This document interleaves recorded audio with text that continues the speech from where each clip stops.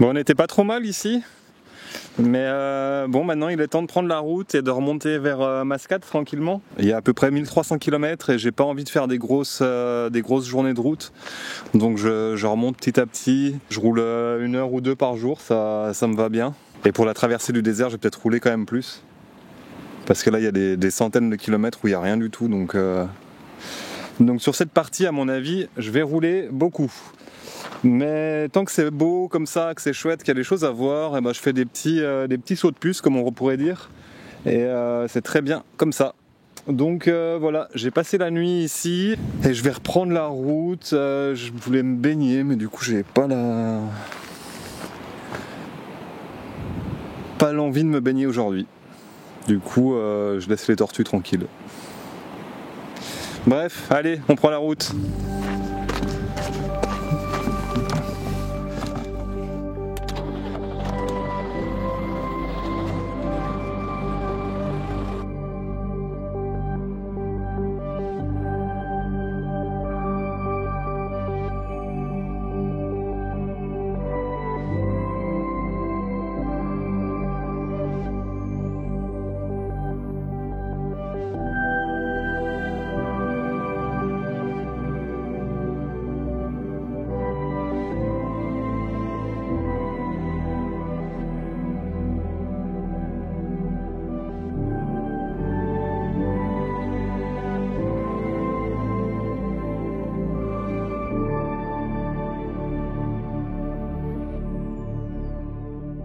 Je m'arrête vite sur la route parce que là il y a un wadi, il a l'air vraiment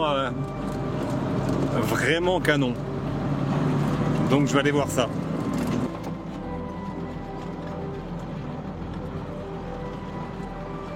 Je vais te montrer ça vue du ciel. Tu vas voir, c'est vraiment canon. Regarde déjà là autour de moi comment c'est cool. Avec les palmiers.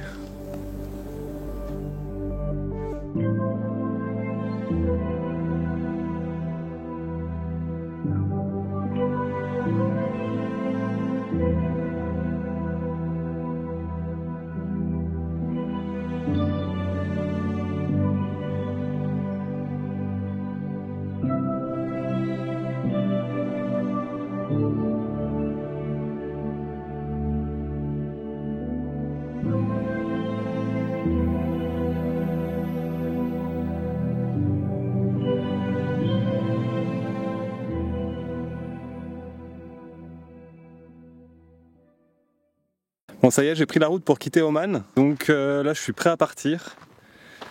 Je suis en train de remonter de Salalah, donc j'ai fait Salalah Duqm. Duqm, là je suis pas très loin de la frontière avec l'Arabie Saoudite, que je vais traverser en fin de journée. Je vais passer la frontière au désert de Rub al Khali. Je comptais traîner un petit peu dans le désert, mais je pense que ça va pas être une bonne idée parce qu'il fait déjà hyper chaud. Là, il doit faire déjà 35 voire plus. Donc je pense que dans le désert de Rub al Khali, on peut rajouter une petite dizaine de degrés supplémentaires. Donc ça risque de pas être très chill. Dans tous les cas, c'est pas très grave parce que le plan c'est de remonter de la péninsule assez rapidement pour éviter les grosses chaleurs, parce que le camion il souffre et j'ai d'autres choses à faire un peu plus au nord, donc je vais rouler, je vais enchaîner les kilomètres pour sortir de la péninsule. C'est des milliers de kilomètres, donc ça va être intense. Je vais essayer de bien rouler tous les jours. Aujourd'hui, on va passer la frontière. Je vais essayer de la passer ce soir parce que à force de passer les frontières, je me rends compte que quand tu passes le soir, quand il fait nuit, c'est beaucoup plus chill, c'est beaucoup plus tranquille. Il y a beaucoup moins de monde et les douaniers sont beaucoup plus tranquilles. L'ambiance est plus sympa.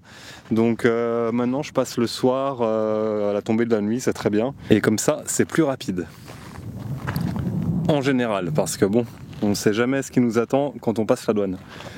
Donc voilà, je pense que je vais passer 10-15 jours à rouler, parce que c'est des milliers de kilomètres ici. Et lui, il roule pas à plus de vraiment Vmax 80 km/h. Donc ça va être long. Voilà, allez, c'est parti.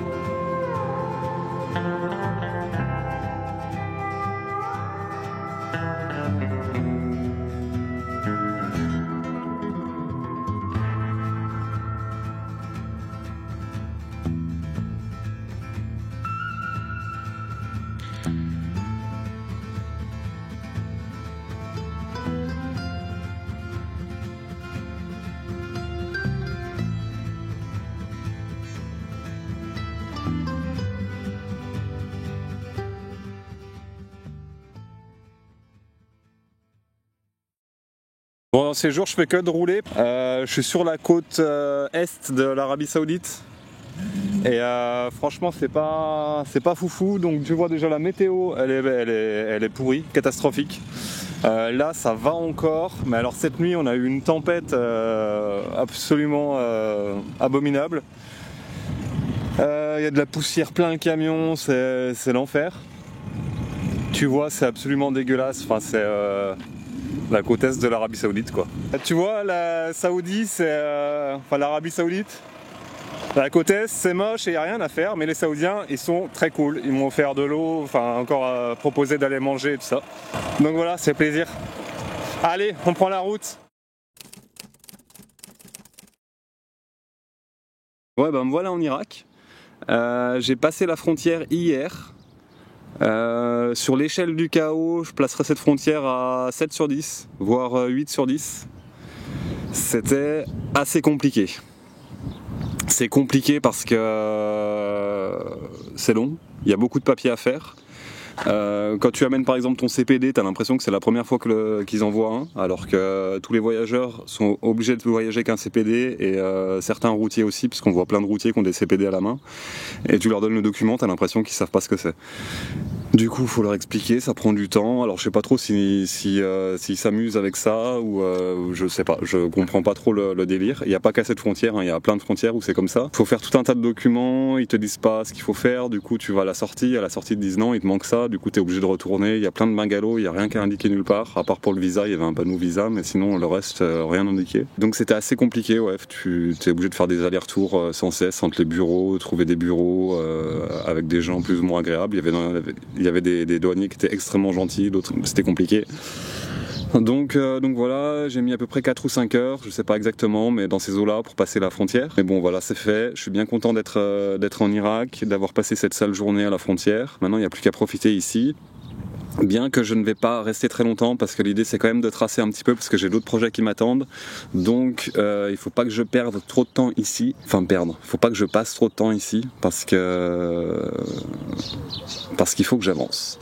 Donc pour traverser l'Irak, il y a à peu près 1200 km pour arriver en Turquie de l'autre côté. Donc l'idée c'est de rouler et quand je vois un truc qui m'intéresse, ou qui a l'air cool ou des gens qui me font signe ou je sais pas, je m'arrête et on voit ce qui se passe. J'ai absolument rien noté de visite, de choses à voir, de rien du tout. Je me laisse vraiment porter par la route et par les rencontres et on va voir ce que ça donne. Allez, c'est parti. Alors l'état des routes en Irak, ça s'est toujours pas amélioré, c'est toujours autant de chaos et c'est toujours aussi impressionnant. J'ai passé une bonne semaine ici et finalement j'ai pas beaucoup filmé. J'ai rencontré beaucoup de locaux, j'ai souvent été invité chez eux, même tout le temps. J'en ai profité pour vivre ces moments pleinement sans ma caméra et c'était tout simplement incroyable. Ils sont d'une gentillesse hors norme, c'est vraiment ouf. Pour traverser le pays et rejoindre la Turquie, je suis passé par Bagdad, Tikrit. À Tikrit, je me suis même arrêté sur un spot où il y avait un ancien palais de l'ancien dirigeant du pays qui a été bombardé par l'ennemi. Et c'était vraiment impressionnant d'être là. Ensuite, j'ai continué ma route vers Mossoul. Et de Mossoul, j'ai rejoint le Kurdistan. Et du Kurdistan, je suis passé en Turquie. Donc le Kurdistan irakien, dans le Kurdistan, ça ressemble beaucoup plus à la Turquie. C'est beaucoup plus moderne et ça a vraiment rien à voir avec l'Irak fédéral. J'ai été surpris de voir que dans les faits, sur le terrain, c'est vraiment deux pays très différents. Vraiment rien à voir. Si tu vas au Kurdistan irakien, parce que c'est assez facile d'aller au Kurdistan irakien depuis la Turquie. Bah, c'est pas l'Irak, quoi. C'est vraiment le Kurdistan irakien. Il y a pas mal de rumeurs qui circulent à propos du visa, et a priori on pourrait bientôt faire des e-visas pour l'Irak, ce qui permettrait de pouvoir rejoindre l'Irak directement depuis la Turquie. Parce qu'actuellement en véhicule, c'est pas vraiment possible de le faire. Ou alors il faut s'arrêter au Kurdistan et prendre un avion pour Bagdad, pour faire un visa à Bagdad, retourner au Kurdistan irakien en avion et ensuite descendre en véhicule. Donc c'est un peu compliqué. A priori dans quelques mois on pourrait faire un e-visa et ce e-visa permettrait de traverser en véhicule depuis le Kurdistan et entrer en Irak. Donc voilà, si t'es intéressé pour aller voyager dans cette zone, il faut te tenir informé de ça parce que ça, a priori ça va arriver bientôt. Donc après le Kurdistan, je suis rentré en Turquie et donc là la frontière elle était assez conséquente, on va dire. C'était pas très très long. J'ai dû prendre 4 heures quand même. Après, il y a une fouille du véhicule, j'ai jamais eu une fouille pareille. On a mis le camion sur une fosse, ils ont inspecté le châssis, toutes les soutes ont été ouvertes, la caisse sur le toit, elle a été ouverte aussi. Ils ont même contrôlé ce qu'il y avait dans le pneu de secours, à l'intérieur du camion, ils ont tout ouvert. Par contre, les douaniers, ils étaient vraiment très pros. Donc ça a été hyper rapide, ils ont pas mis le bordel nulle part et c'est vraiment super bien passé. Ils ont vraiment bien fouillé le camion. Et ensuite la Turquie, je l'ai traversée en quelques jours parce que la Turquie j'ai déjà fait 2 fois et là je voudrais avancer assez rapidement donc j'ai vraiment traversé la Turquie. Et c'est là que le gasoil ça commence à plus rigoler. On est passé de 30 centimes à peu près à 1,30 €, donc il va falloir que je me réhabitue à ces tarifs-là. Donc la dernière grosse frontière du voyage, c'est le Turquie-Grèce. C'est donc la frontière qui permet de rentrer en Europe. Et ça fait plusieurs fois que je prends cette frontière, et ça fait... à chaque fois, c'était la même chose. Il y a très peu de contrôle. Le passeport, il est contrôlé vraiment à la va-vite. Et là, il y avait, comme la dernière fois, aucun agent sur le tarmac pour contrôler dans le camion. Donc du coup c'était hyper rapide, hyper simple et ça m'a vraiment pas pris longtemps. Là je suis bien content, une fois arrivé en Grèce, d'avoir fini avec ces frontières parce que c'est quand même un poids. Quand t'arrives à la frontière, tu sais jamais pour combien de temps t'en as, ce qui va se passer, ça peut durer très longtemps, ça peut être compliqué. Content de faire une pause avec ça. Et donc en Grèce j'ai commencé à avoir des copains, donc c'était cool, j'ai profité. J'ai pas beaucoup filmé non plus parce que j'avais fait beaucoup de routes avant, j'étais fatigué. Donc j'avais juste envie de me poser un petit peu, de me reposer, de profiter un peu des copains qui étaient sur place. Et après ça, j'ai rejoint l'Italie par bateau. Alors cette fois-ci, j'avais déjà fait ça une fois avec mon camping-car, mais cette fois-ci j'ai fait avec la compagnie Superfast et j'ai pris l'option de camping à bord. Et donc du coup, camping à bord, forcément tu as compris le concept, j'imagine, tu peux rester dans ton camion pendant la traversée. Donc la traversée elle dure 21 heures, c'était de nuit, j'ai embarqué à 21h30 le soir pour arriver le lendemain en milieu de journée. Et c'était vraiment cool parce que du coup tu montes dans le bateau avec ton camion et tu restes dans le camion, enfin tu peux sortir du camion, aller sur le pont, te balader, prendre l'air et tout ça, y a pas de souci. Et du coup je suis dormi dans mon lit, j'ai travaillé, j'ai pu faire plein de choses. Et ça c'était vraiment super cool. Tu fais cette traversée, franchement, n'hésite pas à prendre cette option-là de camping à bord parce que vraiment c'est super canon. Il n'y avait pas l'eau, mais il y avait l'électricité. Tu peux te connecter le camion à l'électricité. J'étais vraiment avec le nez du camion à l'extérieur, mais la cellule était un peu dedans. Du coup, le solaire, il fonctionnait pas. Donc du coup, tu peux te brancher à l'électricité et utiliser l'électricité du bateau. Pour ça, ils ont bien contrôlé sur la carte grise que c'était VASP. Donc j'imagine que si c'était pas VASP, ça doit pas passer, à confirmer. Mais je pense pas que ça passe parce que c'est vraiment la première chose qu'ils ont regardé pour valider le ticket. Et l'Italie, je l'ai de nouveau traversé en 2 jours. Donc le bateau il a fait Igoumenitsa jusqu'à Ancône et donc après j'ai fait de Ancône jusqu'à Monaco. Et maintenant me voilà en France, de retour au pays pour quelques temps. Alors autant j'ai surkiffé ce voyage, autant je suis content d'être en France pour quelques temps. Je sais pas exactement combien de temps je vais rester, mais pas très longtemps non plus. J'ai retrouvé les bons produits de chez nous, j'ai pu faire des tartiflettes et ça c'est quelque chose qui m'avait beaucoup manqué. Donc je suis super heureux d'être ici et de faire des tartiflettes à volonté. Donc le retour en France, ça marque la fin de l'aventure dans la péninsule. C'était vraiment un chouette voyage, je suis vraiment super heureux d'avoir pu vivre ces expériences et ça marque aussi le début d'une nouvelle aventure parce que je suis déjà en train de préparer la suite. Il y a beaucoup de choses qui vont vont changer. Je pense que je vais pas rester très longtemps en France, juste le temps de préparer un peu la suite, de profiter des copains, de manger un maximum de tartiflettes et de recharger les batteries pour repartir en pleine forme. En ce moment, je suis dans le sud de la France pour faire quelques travaux sur le camion et ensuite, du 24 au 26 mai, je vais au festival EVS à Issoire. Le camion il sera exposé, tu pourras le visiter, on pourra discuter. Je vais parler de mon voyage. Ça va être un super moment d'échange. N'hésite pas à venir. Tu as toutes les infos sur le site de l'EVS. Je te mets un lien dans la description. Et si tu viens au festival EVS à Issoire, tu vas forcément voir les travaux que j'ai fait sur le camion. Et donc, tu vas vite comprendre comment va se passer la suite de l'aventure. Donc, n'hésite pas à passer. Allez, ciao!